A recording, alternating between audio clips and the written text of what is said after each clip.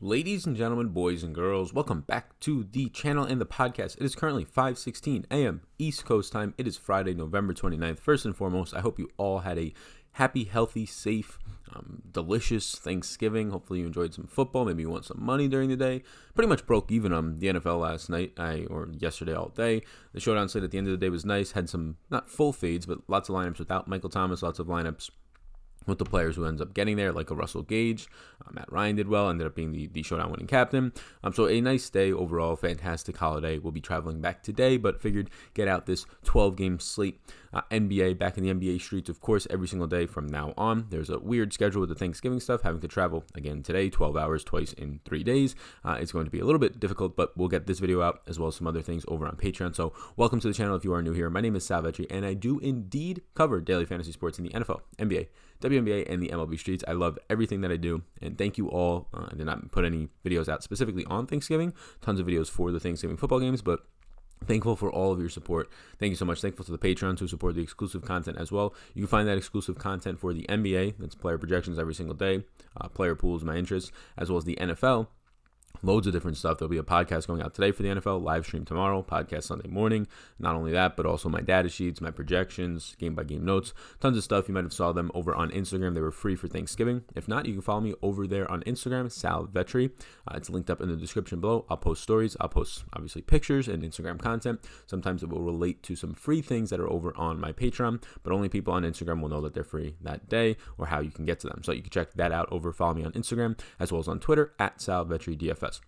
That is all linked up in the description below. There's some other things down there too. You can roam around, some free strategy guides, how to play, and my strategies and tips for NBA DFS, as well as a PDF free, both of these for NFL. So you can check both of those out. Exclusive content, like I said, linked up down below over on Patreon and the social medias. And lastly, this video is sponsored by FantasyDraft, supporting me through the month of November, which is about to finish up. FantasyDraft is revolutionizing the way that you play daily fantasy sports, DFS. There's just no maintenance fees, no management fees. Been tracking my bankroll over on FantasyDraft, since I started playing, but very closely for the NBA specifically over the past week and a half. A little bit skewed because of all the Thanksgiving stuff, the travel, not as much time, have not been playing as much volume. At least over on Wednesday I did not, traveling 12 hours, and today I should be able to, but yeah, they're just revolutionizing the way that you play it. Like they say, no management fees, no maintenance fees. Instead of losing some nights, you will win. Well, you're going to win more no matter what. If you lose $100 in a night, you're probably going to win more because you're losing $100 instead of $112 like you would have lost. If you win $115, you probably would have only won like $100 over on Draftkings or FanDuel. It's just the way that rake works. Less people get paid out over the long term. Might not be an immediate thing, like when you deposit, you don't see the $15 taken out of your account on Draftkings and FanDuel, but that is exactly what is happening unless you're banking tournaments in head-to-heads consistently, which you're not. You can beat out the rake, but you're never going to beat out the fact that you are losing 10 to 15% because they're automatically taking it out of your cash games, automatically taking it out of your tournament. So if there's a site that's not allowing rake to be taken out and you only have to pay like a few dollars a month and it's only 1 to 2% of what you would be paying, might be worth checking out. So click the link down below to check out FantasyDraft. There's a 12-game slate. We're about to get into it. Injuries, target offense sheet, early interest. Thank you for being here for this YouTube video and also this podcast and audio version. Hit the 5-star rating and review on the podcast. Hit the subscribe button on the YouTube video. Let's roll into it, gang. Appreciate all of you. 519. Let's do it. Starting in Utah, we'll get through these injuries. Ed Davis, Utah, he's questionable. Finally, potentially, Ed Davis will be back with this leg injury. They've been needing a backup center. Tony Bradley stepped in and did well for a couple of games there when Rudy Gobert was down, but Ed Davis, probably the best backup center, would be a starting center on a few teams in this league. Ed Davis, questionable today, not in play himself, but just interesting to see that he's back. Honestly, $3,000 though for him. If we still were seeing some Rudy Gobert questionable injuries and question marks around him, you would get 24 minutes out of Ed Davis, and at $3,000 that'd be a smash play. So keep an eye if for some reason Gobert injury status changes throughout the day.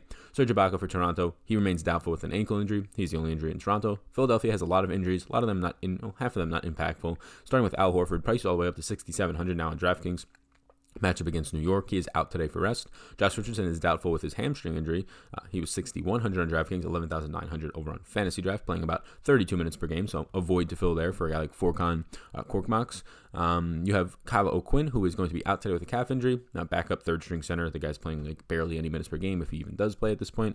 And Shake Milton, He's going to be questionable with an illness. Again, not a guy who plays really any minutes for Philadelphia. Rotational guard minutes at best. So really just Josh Richardson and Al Horford there. For Orlando, Aaron Gordon remains doubtful with an ankle injury. Aaron Gordon playing about 30 minutes per game this season. That is impactful if he was to somehow turn to questionable and play in this game. He's only 5,600, but I doubt that actually comes into play. Nikola Vucevic going to continue to miss. He's no longer in the walking boot was the last update we got about this ankle injury, but still weeks away from playing. Michael Carter-Williams out with a hip injury, remains out, just continues to give sure minutes or at least stable minutes in the 25, 26, maybe even up to 28 minutes range, potentially for a guy like Markelle Fultz, and DJ Augustin getting more playing time as well, just due to these extra 6 to 8 minutes with no Michael Carter-Williams out there.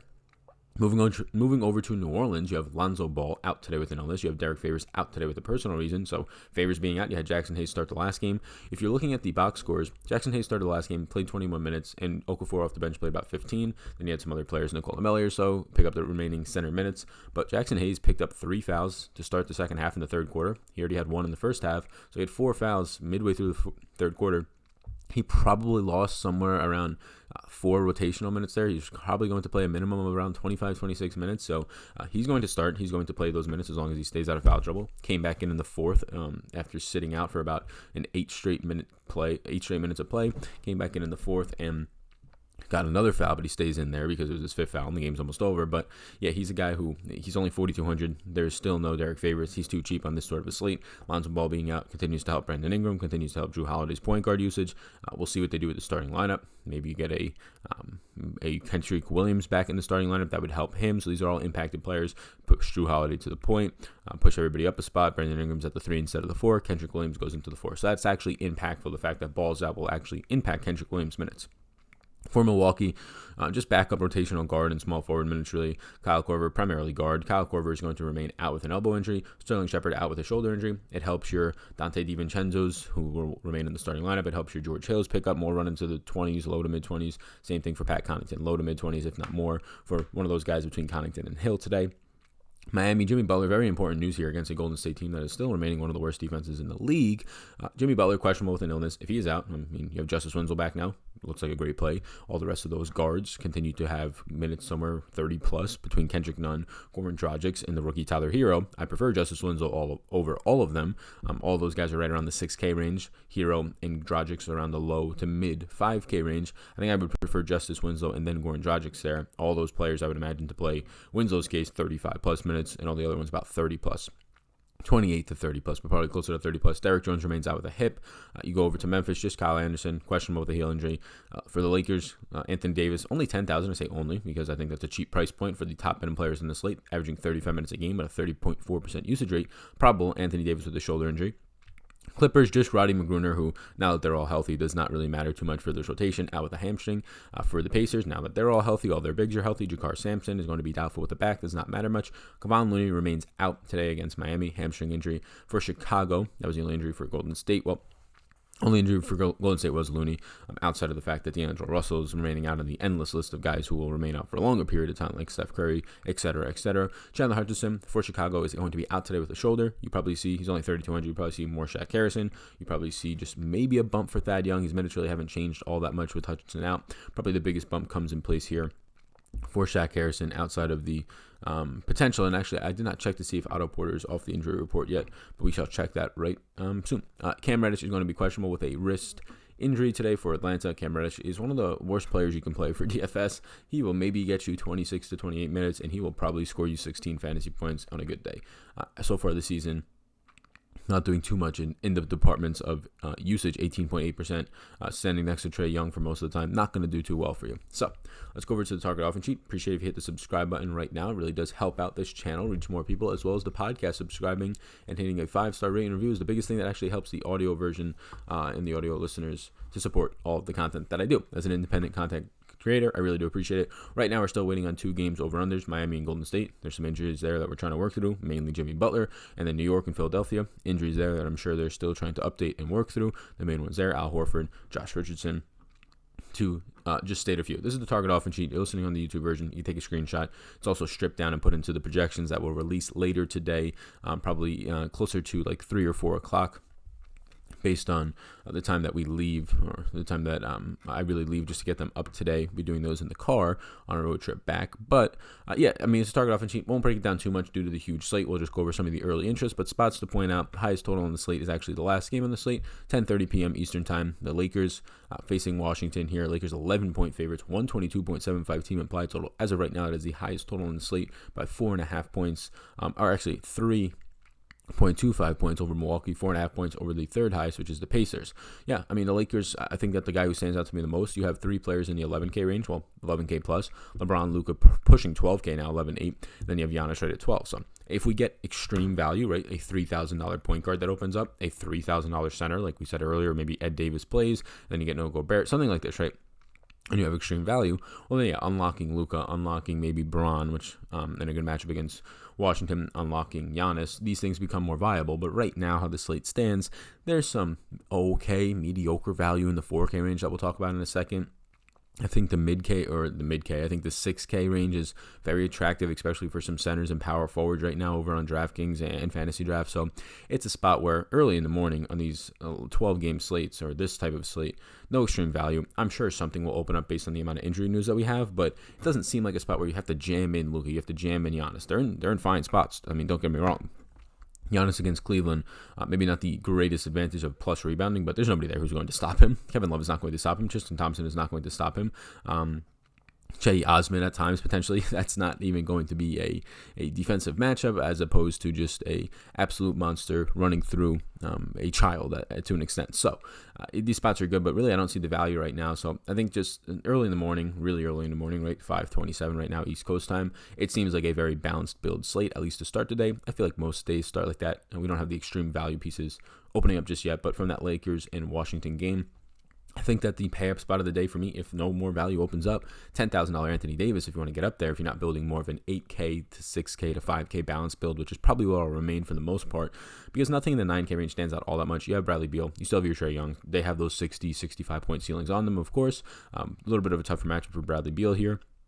Trae Young, again, you can get to these types of players. Andre Drummond's now priced up to 9,200 in the exact same matchup that he just had against Charlotte, where he goes for over 50 points. So, I mean, he's still a fair price point. He still seems attractive in that range. But when you talk about priorities right now, Anthony Davis at 10,000 stands out in the highest total game in the slate. 11-point favorites, maybe a little bit of a concern there. Big pace-up spot. The Lakers here facing Washington, one of the faster-paced teams in the league. Top 5 in pace in the league right now, averaging 107 possessions per game. Lakers averaging a little bit less than 103 possessions per game. So you get about a bump up of a little over 3 possessions in this game for the Lakers. That's very nice. Going to go up against a mixture of a Thomas Bryant, Rui Hachimura, the rookie, front court with a Mo Wagner out there at times. So it's a nice spot there for Anthony Davis. And on the opposite side for Washington, I mean, Thomas Bryant does stand out. $6,200. It's not a fantastic matchup for him. If you told me he got 30 minutes, I would tell you he's a great play at there, even judging in the matchup here. Slight pace down spot again. They're going to lose a little over possession here, but they even have a nice team total, even though they're 11-point underdogs. 111.75 is not a gross total. It's one of the higher ones, top half on the slate right now. So Thomas Bryant stands out the most here, but he's not a priority. He's 6,200. I really like the high 5K in around the entire 6K range for bigs, power forwards, and centers like I discussed. So he's not a priority in that range. But look, if you told me he stayed out of foul trouble, he played 30 minutes today, 32 minutes today, I'd tell you that he's a great play at that price point. He unlocks the average of a 30-point game, a point per minute plus producer, with the ceiling of the 50-point game there, if not more. So and priorities for me from this game would be from the Lakers, Davis, Thomas Bryant stands out, and Isaiah Thomas right now is value. Like, he's 4,200. He's going to play 24 minutes as a minimum, probably closer to 26, 28 you can project him for, and he's just going to be $4,100 or $4,200 today. He's on the next page, so we'll see. He's very cheap. It's as simple as that. There's built-in value on the slate. He's one of them. He's underpriced. Matchup against the Lakers, they have been very good on defense this season. He's going to play alongside Bradley Beal, so really, if anything, that hurts Bradley Beal's assist rate, helps Isaiah Thomas a little bit more playing next to Beal. Alarm going off. We don't need that. But yeah, it's a spot that doesn't stand out as crazy value, but on the slate where right now there's nothing, and I imagine there will be a ton due to injuries, it is something at least. So Davis, Isaiah Thomas, and Bryant from that game, probably in that order for me. Going over to Golden State Actually, let's do the Pacers in Atlanta. I think this game is interesting. It's a tough spot for Trae Young, a decently tough spot. It's a pace-down spot. They're going to lose about 2 possessions here, while the Pacers are going to gain about 2 possessions. I think there's some nice prices. You don't have a $6,000 Malcolm Brogdon anymore. He's already priced all the way back up to $7,900. I don't think that's the worst spot in the world, though. $7,900 Malcolm Brogdon can surely pay that off. He has not been getting there, quote-unquote, all that much as of late. Some of it's due to blowouts. But at 7,900, I don't think he's out of play in tournaments. There might be better value. I think his own teammate, same price point, Domantas Sabonis. I like that more, but I still like Brogdon. There's a lot to like on the Pacers. Just so many mouths here. You have a $6,200 Miles Turner. You have a $6,300 who continues to be very good this year, Jeremy Lamb. First year in the Pacers coming out of Charlotte. So I think that the way I prioritize this team is Sabonis 1, Lamb 2, 3, I like Brogdon, and 4, I like Miles Turner, but that's nothing to slight Turner at all. I mean, he'll go up against a backcourt today of Damian Jones and Alex Len for the most part, and still with Sabonis. So it's a really nice spot here for a pace-up spot. And again, they have the third highest total on the slate at 118.25. If you look across the board, right now Atlanta, in terms of fantasy points per game, right there, virtual tie for the most on this slate, pretty much the most in the league with New Orleans against point guards. So there's your Malcolm Brogdon shares. Against Jeremy Lamb, they're giving up the most fantasy points, second most fantasy points in the league, only behind Charlotte to shooting guards. Nice spot overall. So Lamb, all these guys, however much I get to them in my lineups, I'll be fine with it. On the opposite side for Atlanta, Jabari Parker is still too cheap at $6,200. Again, you can get the Trae Young if you want to unlock that huge game. If you were to play like a Sabonis and Jeremy Lamb from this game, and you wanted them to maybe both hit a Sabonis 50-point ceiling, a Lamb close to a 40-point type of ceiling is probably where he resides. If he can hit like 4 or 5 threes in the game, well, then maybe you try to consider getting some sort of a correlation there, running it back with a Jabari or Trey Parker, Jabari Parker or Trae Young. I don't think it's definitely necessary though. So Jabari stands out the most from Atlanta. A tougher matchup in terms of just getting more rebounds for him, but the minutes have been coming up, 34 minutes and 37 minutes. If you told me he's going to play 35 minutes at 6,200 in a spot where a slight pace down spot, but 107.75 team total, 10.5 point underdogs, those are all not great spots, but 6,200 is just too cheap if the guy's going to continue to play these minutes. Again, last 2 games on average playing about 35.5 minutes. That's just a small 2-game sample as opposed to the 30 to 32 he had been playing, especially since Vince Carter returned. But if this is what we're getting and the rotation seems stable, I would take 35 minutes at 6,200 in this type of game environment. Some other high totals on the slate that stand out. You have OKC at a 116.5 total against New Orleans. New Orleans not going to have Lonzo or Derek Favors today. New Orleans is going to be a bad defense across the board. Fantastic spots for Steven Adams if you keep wanting to throw your money and burn your money at Steven Adams this year in his 26 to probably 27 minutes of play and his subpar production in like the mid to low 20s in points. But here, it probably doesn't get any better for him. OKC is going to gain 4 possessions in this game. Huge. One of the highest pace-up spots in the slate as 4-point favorites. Adams looks nice. If you just look across the board at OKC, they're kind of priced up for the spot, though. You have SGA, Gilchrist Alexander at 6,800, and the guy who's been very reliant on his scoring. That doesn't seem great. Chris Paul's in the 7K range now, so yes, the matchup is great, and Chris Paul has the 40-point upside today. He's probably the guy who stands out the most for me in this spot. For OKC, Gallo does not stand out all that much. It's really Adams and to an extent in tournaments, SGA, if he's on own, you can get there. I mean, he's scoring dependent, similar to Zach LaVine's of the world, right? If he's going to drop 30 real-life points, he will score you 45 to 50 fantasy points, but he probably won't do much else in other departments. So OKC, although a great matchup, I think they're already priced for it. Adams, you could take stabs on SGA and Paul. I probably would prioritize it as Paul, Adams, and SGA as of right now. Looking at some other spots briefly, 117 total for Dallas today against Phoenix. You have a priced up now Porzingis, who is questionable but probable now today. You have all the way at 11,800 in a really good matchup. You get a Luka Doncic. Right now, I don't think I'm going to get there unless a ton of value, which I'm hoping probably opens up today. Porzingis, though, is probably the best spot on the slate against Phoenix. Aaron Baines should be back today. Doesn't matter. He probably won't match up against Baines directly all that much, but on the slate, most points given up to the power forward position by over 3 fantasy points per game to the next closest, which is just insane compared to these other spots where it's like a half a point is the next closest. Is Phoenix the power forward? So even at this price point that is a little bit raised now into the mid 7K range, no longer in the high 6K range, but it should be here. I think Porzingis stands out as a guy that I really like if you're building balanced lineups. He has that 50-point upside in this matchup without a doubt. I think he grades out really well early on for me. So those are some of the spots. There's a ton more spots. Some of these early games on the slate don't look that great. A 206.5 lowest implied game total on the slate for Orlando versus Toronto. Orlando's just a mess. I don't want anything from here. You still have no Aaron Gordon, who's doubtful. His price point, if he would have played, is nice. But you have a price of Jonathan Isaac in a tough matchup. You have a price of Evan Fournier in a tough matchup, and everything else is just gross. Mo Bamba's priced way too high up now in the 5K range in a really tough matchup, even if there is still no Ibaka for Toronto. Toronto's side, Fred VanVleet's priced up. I think Pascal is still too cheap. Pascal's going to be going up against Kem Birch, Mo Bamba, Jonathan Isaac today. It's not your Aaron Gordon out there, and it's definitely not your Nikola Vucevic out there. So yeah, I think that Pascal stands out the most. OG Anunoby stands out as a value as of right now on this slate, but it's a gross game. Toronto's 3-point favorites, and they are the 3-point favorite with a 104.75 team implied total. They currently have the second lowest team implied total on the entire slate. The only team, or third lowest, the only teams that are lower are Charlotte at 102.5, and the team they're facing, Orlando, with a very gross 101.75. So not great. Let's move on to some of these early interests. You can take a look at the rest of the target offense sheet, skim through some of the positions, data, the defense versus position, numbers given up in terms of fantasy, pace, Vegas totals, etc. So in order of pricing right now, again, it's early. There's going to be way more players than I actually like than this, right? I list on here 19 players. There's 12 games in the slate. If you were playing a 150 lineups, and just say you are somebody who does that, not many probably are out there are, but you should have probably somewhere close to 2.5x the amount of players in a player pool, 50 players or so, if not more, depending on how much value is out there. If there's not a ton of obvious value, well, then you just make your value maybe like 10 value guys, and you have a little bit of each of them. If there's obvious value, well, then just make like one or two of those obvious values, take a stand on them. Maybe there's a guy you can just 100%, and it makes your player pool a little bit smaller. So for right now, 19 players to give some people an example, ranging from $10,000 Anthony Davis to $3,600 George Hill. AD, already talked about him, 30+% usage rate, 35 minutes per game in a matchup against Washington. If you're paying up today and the no more value opens up later in the day, AD is a priority. Either way, he seems like a priority here. Really good rebounding spot against Washington, coming off of the revenge game that everybody thought was just a smash spot for him. I mean, one, it was just a fantastic matchup, but two, yes, New Orleans is bad all across the board.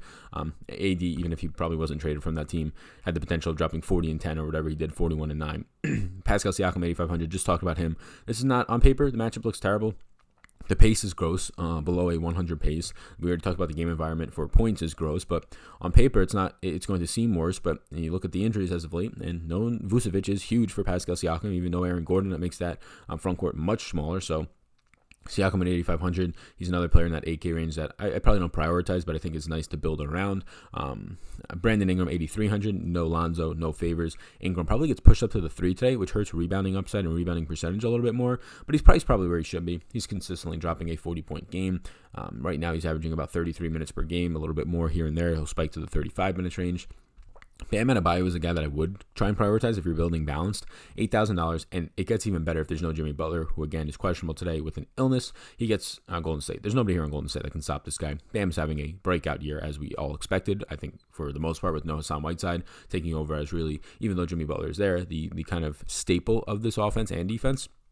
Playing about 32 minutes per game, 20% usage rate, has a decent and nice upper 5% percentile for assist rate for a center, approaching around 11% it was as of, I believe, on Tuesday. Sabonis at 7,900, Drew Holiday at 7,800, the two 7K players I like.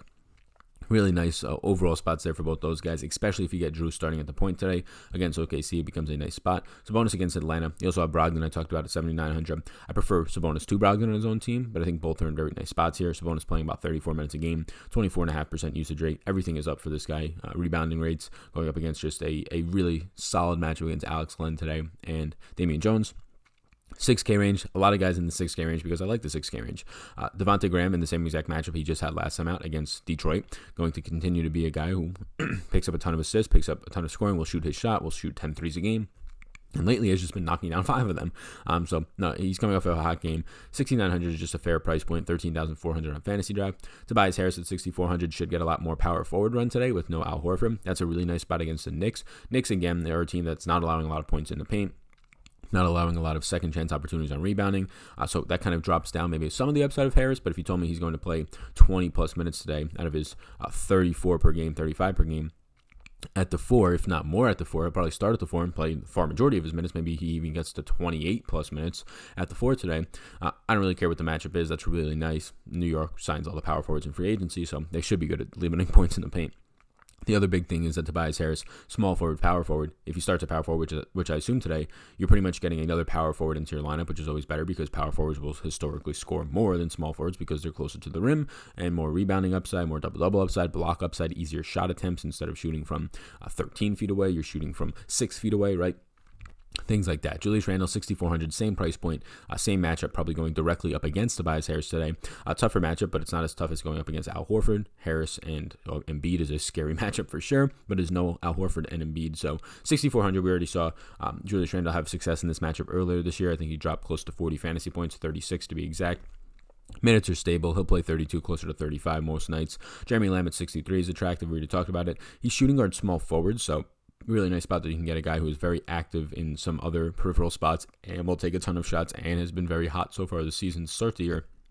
Nice that you could put him in the different types of spots there to fill out your lineups. A versatile player you can get into your lineup. Jabari Parker at 62 and Thomas Bryant at 62. Same price points. I think Jabari Parker here. Now, he's not a center like Thomas Bryant is, which gives you more upside. I believe it is a similarly difficult matchup. They're both playing similar minutes if they don't get in foul trouble.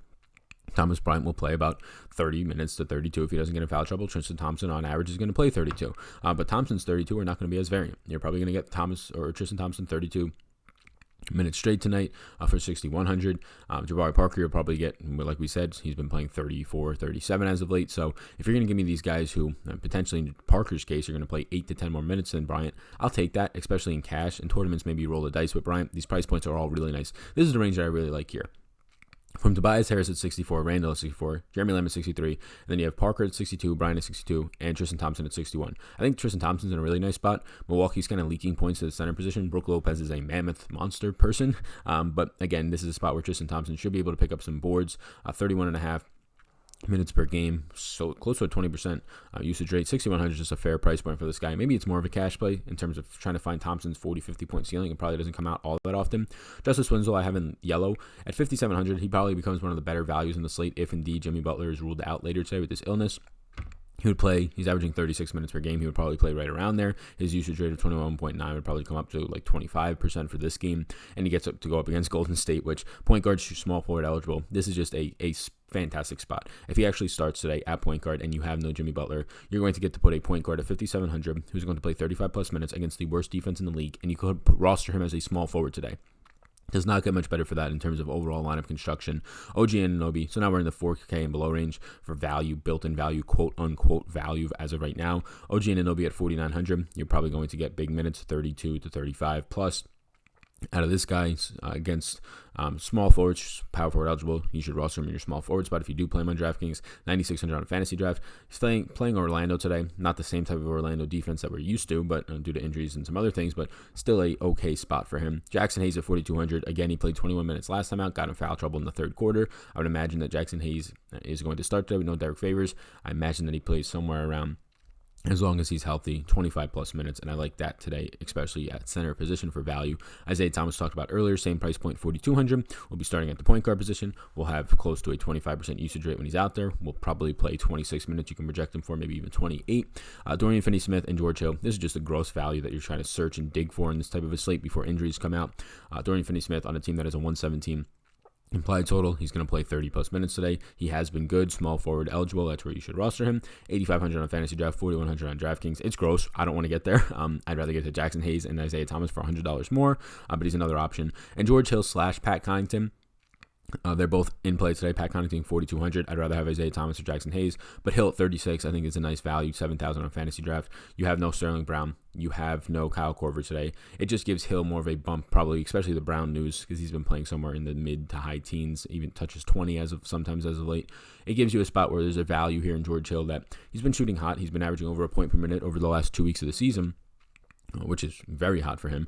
But he's a good player overall. He's around a point per minute producer. He's on a team that has the second highest team implied total, 119.5. Nice pace spot of 106.2 for a guard. Roster him as a shooting guard. And I think here you probably see he's averaging 22.4 minutes per game. I think you see that. I think you get a stable 22 minutes out of him with the upside of 24 to 26, depending on foul trouble, depending on if he's playing well. So I think that's a nice option as well. I will leave you off with the injury dashboard here if you're watching on the YouTube channel. I really do appreciate it if you can hit that 5-star rate and review on the audio version. This is the end of this 12-game slate video. If you do hit the subscribe button, I would appreciate that as well. Approaching 17,000 subscribers now, so thank you all so much to close out the month of November. This is awesome. 12-game slates up, 12 games up, 12 games down. We covered it all. Hopefully, you have a great rest of your week. Start to your weekend as well. Hopefully, you have a really good Friday. Projections will be out later today, updated up until lock tonight. at 7 p.m. East Coast time. Check out Fantasy Draft, linked up down below. My exclusive content also linked up down below. Be sure to follow me over on Instagram, Sal Vetri, and Twitter at SalVetriDFS. Instagram, I drop some just exclusive content stories and posts about when things are going to be free and how you can get them only to Instagram people, and then also and following. And also Twitter, I drop some informational, as well content updates as well as informational pieces of information for DFS reasons, stats, things like that I think will be helpful to know. So thank you so much. My name is Sal Vetri. You all rock so much. Hit the subscribe button before you leave. 5-star rating review. Subscribe to the audio version. Peace out, gang. Thanks for tuning in, and I hope you enjoyed that video. Above my head, if you're not already subscribed to this channel, I do ask you if you can please hit that subscribe button. Helps me out a good amount to reach more people. You can also follow me on Twitter. That's over there. Right in the corner is my @SalVetriDFS Twitter. And then above, you'll find my Patreon link. You can click on that if you want more exclusive content for me. Or a video is going to pop up, so why don't you check that one out as well. I think it's going to be beneficial for you. Thank you so much again for tuning in, and I hope you have a fantastic rest of your day.